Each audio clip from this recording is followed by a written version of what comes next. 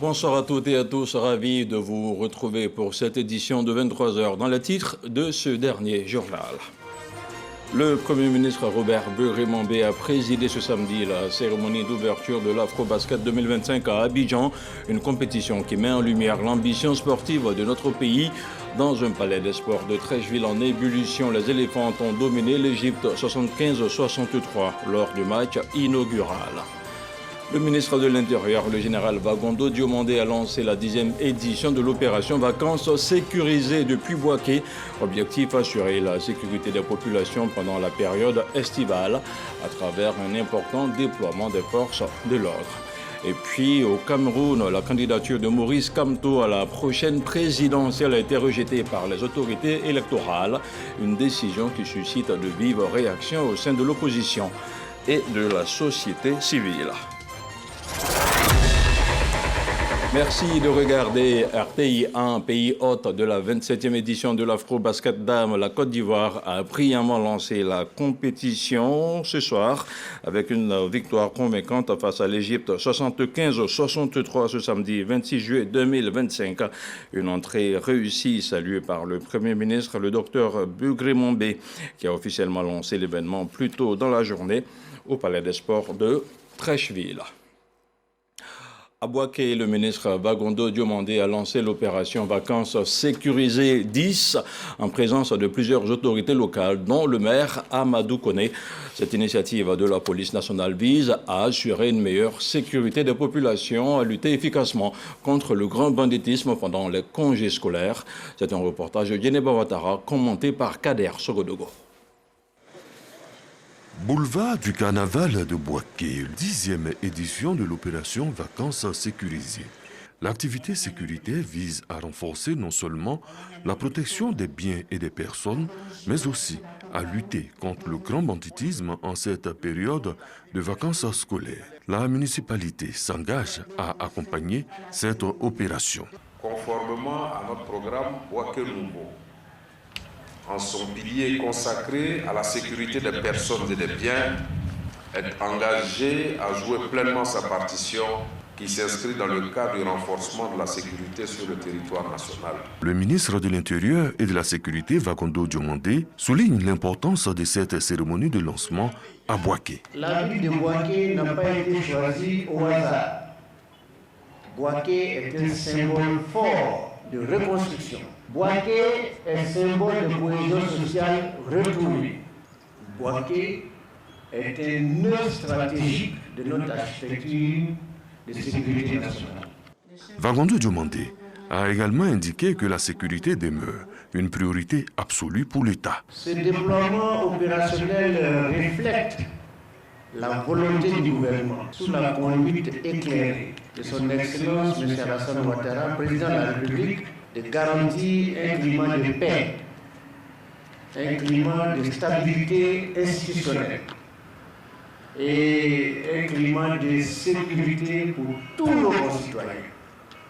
Les populations ont été invitées à s'approprier cette opération en dénonçant tout acte suspect. L'opération a lieu dans 11 autres préfectures de police du pays. Le ministre Jacques Assaouré Kona, président du conseil régional de Béké, a pris part à cette cérémonie de lancement officiel de la 10e édition de l'opération Vacances sécurisées. À l'occasion d'une journée de cohésion, les forces armées ivoiriennes ont célébré mercredi dernier leur fête au nouveau camp commando d'Akwedo. Une célébration marquée par des activités sportives, des démonstrations militaires et des instants de fraternité entre les différents corps. Brouillapour, Abou Sanogo. Stade du nouveau camp militaire d'Akwedo. Du beau monde pour un match de gala à l'occasion de la fête des armées. Et c'est le chef d'état-major général des armées, le général de corps d'armée Lassina Doumbia, qui a donné le coup d'envoi. Cette rencontre met aux prises 2 équipes d'officiers, armée de terre, air, marine nationale et forces spéciales. La fête des armées sert justement à avoir des moments comme cela, des moments où nous renforçons notre cohésion, où nous renforçons notre fraternité. Mais évidemment, les meilleurs, à savoir les unités rattachées à l'état-major général des armées, ont remporté ce match. Organisée également en prélude à la fête de l'indépendance prévue le 7 août prochain à Bouaké. Cette célébration vise à renforcer les liens et afficher l'unité au sein de l'armée ivoirienne. On parle maintenant environnement avec notre pays qui a lancé à Yopougon une campagne nationale d'enrôlement pour formaliser les acteurs de la micro-industrie du bois en lien avec l'accord de partenariat volontaire FLECT avec l'Europe. L'objectif est de mieux structurer la filière en identifiant dépôts-ventes, ateliers de menuiserie et unités de transformation. Les détails de la rencontre avec Franco Quadio. Le lieutenant Blondé, agent enrôleur, réceptionne les documents de Djibo Asman, professionnel du bois, venu renouveler son agrément. Nous sommes au premier jour de la campagne d'enrôlement de proximité des acteurs du bois. Quelqu'un qui a déjà fait une fois avant paye 50 000 francs pour le renouvellement. Mais pour quelqu'un qui, pour sa première année, paye 150 000 francs. 100 000 francs pour l'agrément et 50 000 francs pour l'autorisation. Détenteurs de dépôts-ventes, d'ateliers de menuiserie et transformateurs de résidus du bois. Des centaines d'acteurs non agréés à la filière bois, invités à s'inscrire dans cette opération à l'instar de Djibo Asman. C'est le message qu'est venu lancer le ministère des Eaux et Forêts. Que plus de 80% des acteurs identifiés ne disposent pas d'agrément et d'autorisation annuelle nécessaires à l'exercice de leurs activités aussi. En vue d'assurer la formalisation rapide des acteurs non agréés, le ministère des Eaux et Forêts organise cette campagne. Les acteurs des fêtières et filières bois adhèrent. Nous vous disons sincèrement merci pour les efforts que vous avez fournis pour baisser le coût des acquisitions, des agréments et des autorisations. La formalisation permettra la création de très petites entreprises qui permettront à terme d'établir une traçabilité renforcée et la légalité du bois ivoirien sur le marché local. Cette structuration est alors pour nous une énorme opportunité.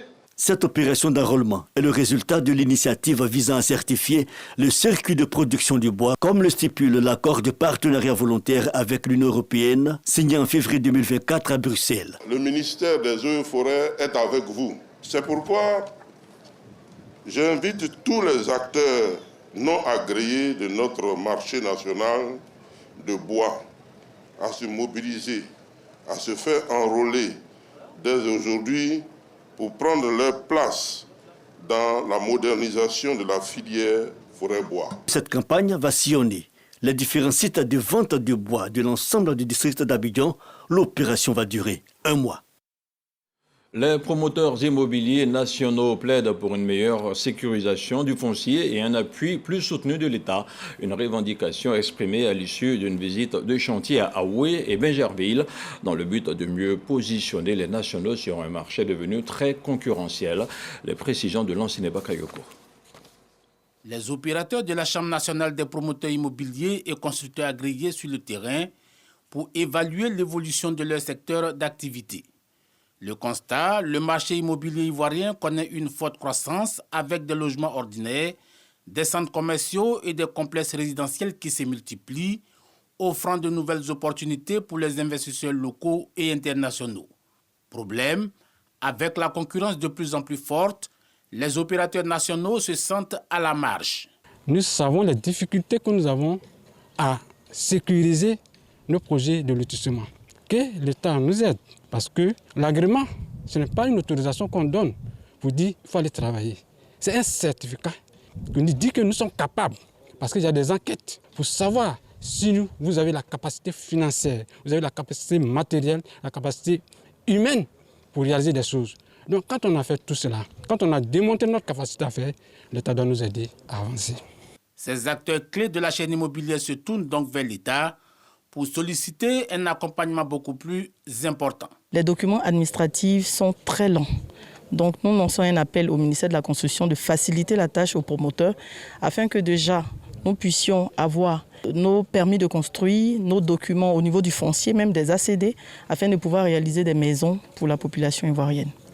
Objectif, capter une part importante du marché immobilier, notamment en matière de logements sociaux et économiques. Les promoteurs immobiliers ivoiriens assurent de l'expertise acquise avec des constructions de meilleure qualité, intégrant aussi des solutions écologiques dans la construction de logements modernes. Il y a de la compétence dans les entreprises et les entrepreneurs nationaux. Nous avons des champions et des championnes qui réalisent des choses pour les Ivoiriens en termes de foncier et d'immobilier. Cela inclut des matériaux de construction durables, l'efficacité énergétique et les technologies vertes. À l'intérieur du pays, la localité de Boundiali s'est dotée d'une bibliothèque municipale moderne inaugurée par le grand chancelier Ali Koulibaly. Un projet porté par la maire Maria Toukone pour encourager la lecture, en particulier chez les jeunes, et contribuer à leur formation pour le développement du pays. La correspondance d'Ami Sissoko. Boundiali s'enrichit d'une autre infrastructure, sa bibliothèque municipale. Bâtie sur une superficie de 288 mètres carrés, c'est un bâtiment aux standards internationaux pensé pour éveiller les esprits. Nous avons une salle d'accueil, nous avons également une salle d'études. Nous avons aussi, des bureaux. Ensuite des bureaux, nous avons aussi une salle VIP pour la lecture. Et tout a été doté avec les livres et romans nécessaires. La bibliothèque municipale de Boundiali est une initiative de la députée maire Maria Toukone, également ministre de l'Éducation nationale et de l'alphabétisation. Pour elle, la bibliothèque est un levier essentiel pour bâtir une jeunesse responsable, engagée et apte à contribuer au développement de la Côte d'Ivoire. Là, c'est essentiel pour ceux qui n'ont pas le budget suffisant pour s'offrir des livres et des abonnements Internet à la hauteur de leur appétit culturel et de leur soif du savoir. Dès le plus jeune âge, l'accès aux livres ainsi qu'aux nouvelles technologies est absolument primordial. Parrain de la cérémonie, le grand chancelier de l'Ordre national, Ali Koulibaly, salue l'initiative. Pour lui, elle cadre bien avec la vision du président Alassane Ouattara. Quant au chef de l'État, il est parfaitement conscient de la place que peuvent jouer les lettres dans le processus de construction de soi, de l'émancipation individuelle et d'éducation citoyenne. Le président Alassane Ouattara s'intéresse de près aux livres, à la musique, à tous les arts. Et si Alassane Ouattara gouverne si bien la Côte d'Ivoire, c'est parce qu'il lit. La bibliothèque de Boundiali enrichit ainsi un paysage transformé positivement depuis 2018. Après elle, les regards sont désormais tournés vers le palais de la culture et le lycée d'excellence de jeunes filles avec internat dont les inaugurations se feront très prochainement. Le 24 juillet dernier, à Yamoussoukro, les acteurs clés de l'éducation se sont réunis lors des assises nationales de la carte scolaire. Préfets, directeurs régionaux, partenaires techniques et financiers ont planifié une répartition plus équitable des infrastructures scolaires dans le but d'assurer une éducation inclusive et de qualité à tous les enfants ivoiriens. C'est Forazegui. Offrir à chaque enfant une école de qualité, accessible et proche de chez lui. C'est l'objectif des Assises nationales de la carte scolaire 2025, ouverte à Yamoussoukro. Les besoins sont immenses. Plus de 7000 salles de classe prévues au primaire cette année, 130 au secondaire. Mais les efforts déjà consentis sont notables. Enza Meïté, le directeur des études, des stratégies de la planification et des statistiques, revient sur la question des critères d'autorisation ou d'ouverture d'école. D'abord, ça part depuis l'implantation de l'infrastructure.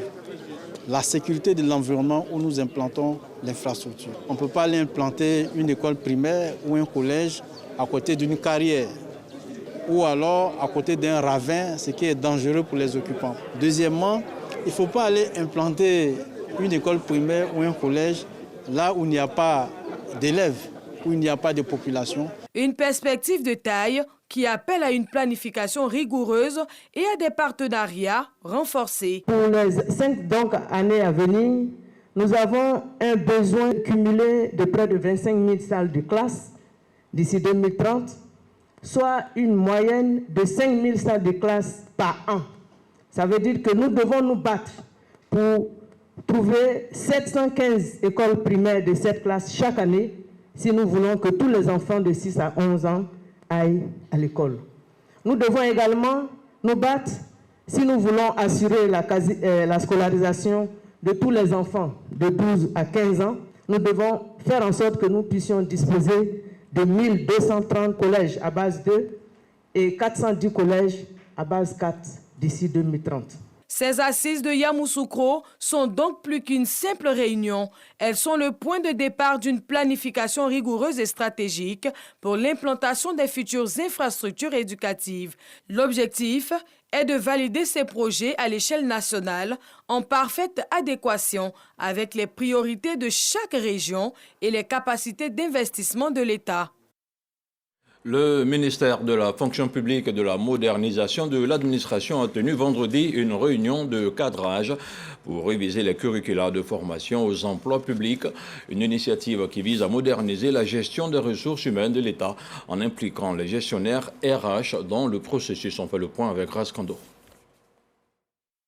Une gestion des ressources humaines de l'État fondée sur la compétence, l'efficacité et l'éthique en vue d'une administration publique performante. C'est tout le sens de cette rencontre de cadrage du projet de révision des curricula de formation aux emplois publics initié par le ministère d'État, ministère de la Fonction publique et de la modernisation de l'administration.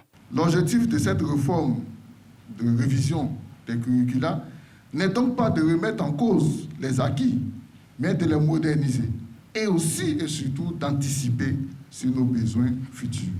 Adapter la formation aux nouveaux défis, transformation numérique, gouvernance administrative, développement durable, efficacité des politiques publiques, intelligence artificielle. Nous, qui sommes les ministères techniques et qui employons l'ensemble des personnels formés dans nos écoles de formation et instituts, il est bon que ces curricula soient révisés, soient mis à jour et une uniformation de ces curricula en vue de permettre aux formés d'être plus efficaces sur le terrain et surtout pour une administration performante. Depuis 2021, le ministère d'État, ministère de la Fonction publique, a initié un diagnostic du système de gestion de la formation des fonctionnaires et agents de l'État.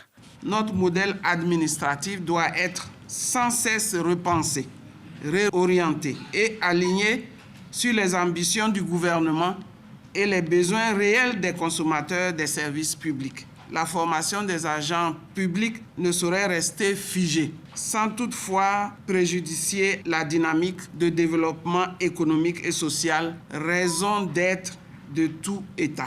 L'actualisation des curricula de formation aux emplois publics a été adoptée lors du Conseil des ministres du 2 juillet 2025. On parle maintenant de politique avec les militants du RHDP de Bédiala qui se mobilisent en masse pour soutenir le président Alassane Ouattara. Cette rencontre populaire a rassemblé aussi les populations de Bédiala et de Gonaté, témoignant de leur attachement à la politique de développement menée par le chef de l'État, Éric Gorée. La place publique du village de Lyonoufla, sous-préfecture de Bédiala, a refusé du monde. Des militants et sympathisants du RHDP de Bédiala et de Gonaté se sont donné rendez-vous pour cette démonstration de force. C'est la rentrée politique de la coordination départementale du RHDP de Bédiala et de Gonaté, conduite par l'honorable Tiboué Tché-Michel, secrétaire départemental du RHDP de Bédiala et de Gonaté. Le message est clair. Militants du RHDP et les populations mobilisées pour la candidature d'Alassane Ouattara. Une demande de plus qui se fonde sur la performance que la Côte d'Ivoire connaît depuis 15 ans. Ces militants ne se sont pas fait prier pour être des témoins privilégiés de cette rencontre populaire. Il y a eu une forte mobilisation. Cela démontre que le président de la République, Alassane Ouattara, a fait un excellent travail. Il y avait plus de 10 000 personnes à cette cérémonie dans une sous-préfecture. Le département politique du RHDP, Bédiala Gonaté, revendique un meilleur taux de participation aux élections avec l'ensemble des postes électifs remportés par le RHDP depuis 2010. La plateforme Place Côte d'Ivoire, regroupant 19 organisations de la société civile, a animé une conférence de presse sur le processus électoral en cours. Lors de cette rencontre avec la presse, le président de la dite plateforme a réaffirmé l'engagement de la coalition d'ONG à promouvoir la tolérance, le respect des lois et à prévenir les risques de tension et de violence durant cette période électorale sensible. Un reportage de Jean-Marc Adjadji. Garantir des élections libres et apaisées en Côte d'Ivoire, Rôle de la CEI et responsabilité collective des acteurs politiques. C'est le thème de la conférence animée par Place Côte d'Ivoire, une plateforme regroupant 19 organisations de la société civile. Il se prononce sur le processus électoral, la responsabilité de tous les acteurs et entend prévenir les risques de tensions et violences politiques en cette période. Le paysage politique aujourd'hui nous parle de parrainage. Et la CEI a permis qu'il y ait un parrainage digitalisé. La digitalisation est l'un de nos éléments depuis 2023, dont on a demandé à ce que la CEI puisse digitaliser tout ce qui est processus électoral en Côte d'Ivoire. Donc nous nous en félicitons. Nous félicitons la CEI afin que cette amélioration-là puisse continuer à tous les niveaux. À l'intention des acteurs majeurs du processus électoral, à savoir les institutions, les partis politiques, les citoyens, les médias et la société civile, Place Côte d'Ivoire sensibilise. Il y a déjà 18 000 personnes qui sont déployées déjà sur le terrain du territoire ivoirien pour sensibiliser la population. Tout le monde a peur. Et c'est pour cette peur-là que nous voulons éviter en appelant nos dirigeants à penser à nous, à s'asseoir et à régler le problème à l'africaine. Avec ces échéances électorales 2025, la Côte d'Ivoire doit encore démontrer sa maturité au monde. Il est également question pour ces différentes entités de faire face à leurs responsabilités en vue d'éviter d'éventuelles crises électorales. On poursuit avec la communauté chrétienne de Ouangolodougou qui a organisé une journée de prière pour la paix et l'unité en Côte d'Ivoire à quelques mois de la présidentielle. Les fidèles ont été appelés à prier pour la bénédiction divine du pays et de ses dirigeants. Kader Sogodo. Une journée spéciale de prière pour l'unité et la paix en Côte d'Ivoire. À Ouangolodougou, dans la région du Djologo, cette initiative de la communauté chrétienne vise à rassembler les fidèles autour de la prière pour la cohésion sociale et la résolution des conflits, soulignant le rôle crucial de la spiritualité dans la construction du vivre ensemble.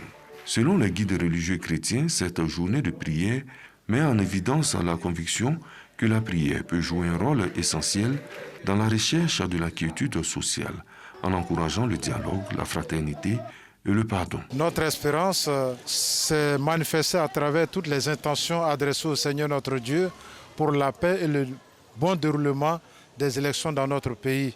Et nous continuons de prier les uns pour les autres. Nous nous sommes retrouvés pour prier pour la paix de notre nation, afin que Dieu intervienne pour que tout ce qui a été comme violence, comme guerre dans le passé, soit un passé lointain. Le député de Ouangolodougou, Traoré Drissa, pour sa part, exhorte la communauté chrétienne à demeurer en prière pour la paix partout en Côte d'Ivoire. C'est l'ensemble des communautés religieuses, que ce soit les chrétiens ou les musulmans, qui se sont réunis pour parler que de la paix, prier pour notre nation, pour le chef de l'État. En tant que responsable politique de la ville, il était normal que nous soyons présents pour les soutenir. Le député de Ouangolodougou prévoit organiser des journées similaires dans toutes les localités du département, illustrant sa volonté de rassembler toutes les confessions religieuses autour des valeurs de partage et d'unité nationale.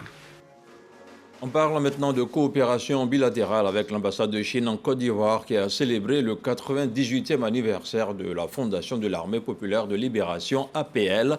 Lors de cette cérémonie solennelle, la Chine a réaffirmé son engagement pour la paix mondiale et la stabilité régionale. Autorités ivoiriennes et diplomates chinois ont salué le renforcement constant de la coopération militaire et sécuritaire entre les deux pays.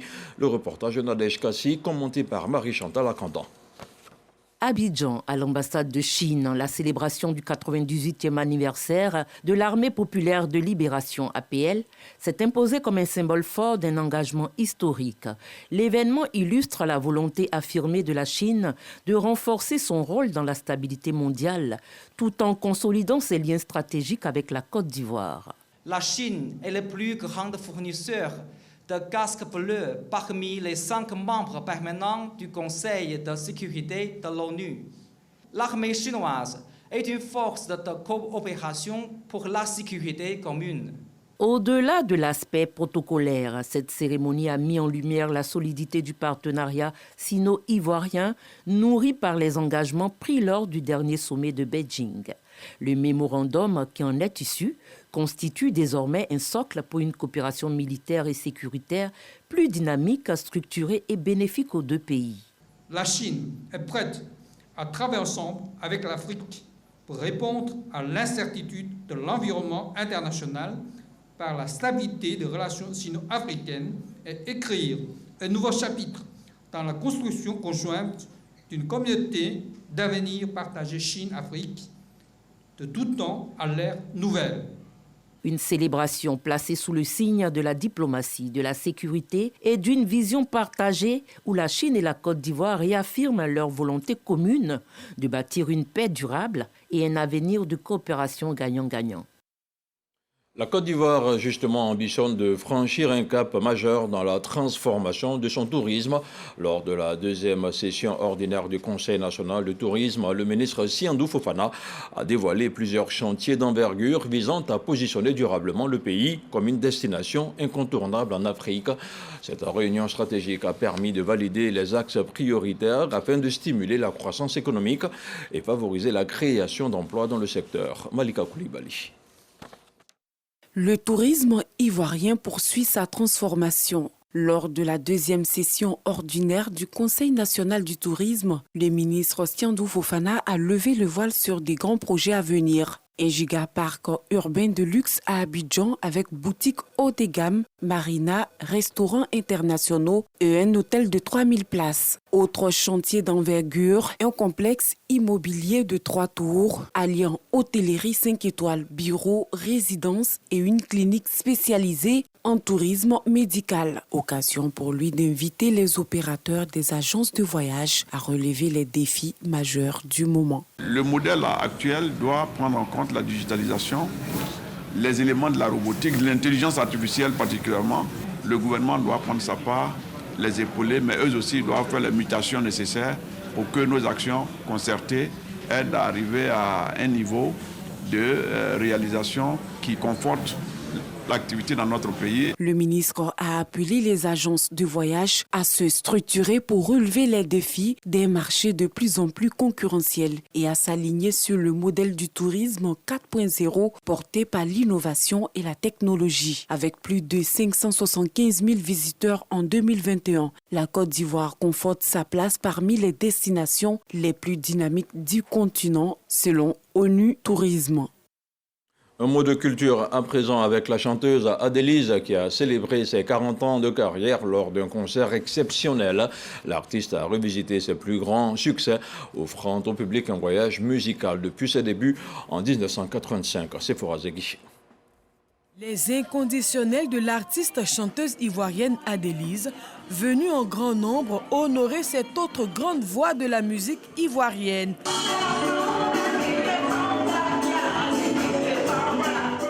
Pour ses 40 ans de carrière, la chanteuse, accompagnée de son orchestre, offre un spectacle digne des grands événements. Les 40 ans de carrière représentent beaucoup pour moi. Ouais, ça retrace tout mon parcours. Le public a répondu et vraiment, je suis très heureuse. Une belle communion avec les spectateurs présents. Grande solidarité artistique avec la présence de nombreux artistes de toutes générations confondues venus en soutien. Savoir encore que ces dames-là sont encore sur la scène en train de nous faire du bien, c'est que du bonheur. Ma prière pour elles, c'est que Dieu la garde en bonne santé, que Dieu la rassasie de jour, surtout en bonne santé, pour qu'elle nous distille encore toutes ces merveilles. Très beau spectacle. Adélise, vraiment, elle a fait une merveille. Merci à tout ce beau public, ce beau monde qui est venu soutenir la culture ivoirienne. Adélise, c'est une fierté. Adélaïde Baou ou encore Adélise, c'est une carrière qui a démarré en 1985 en France, pays où elle vit depuis 1982. Pour les besoins de la musique, elle fait la navette entre Abidjan et Paris. La fille de Zagné Aguiglo dans le Cavali demeure attachée à sa culture. Une fierté pour tout le Grand Ouest. Culture toujours avec ce film de 52 minutes qui met en lumière l'importance des alliances entre ethnies pour la cohésion sociale. Réalisé en 15 jours, il sensibilise à la tolérance et à la valorisation de culture. Mariam Sangaré, Régis Kofi pour le commentaire. On a failli garder tout entre nous, en oubliant, comme l'a dit le doyen, les jeux d'alliance.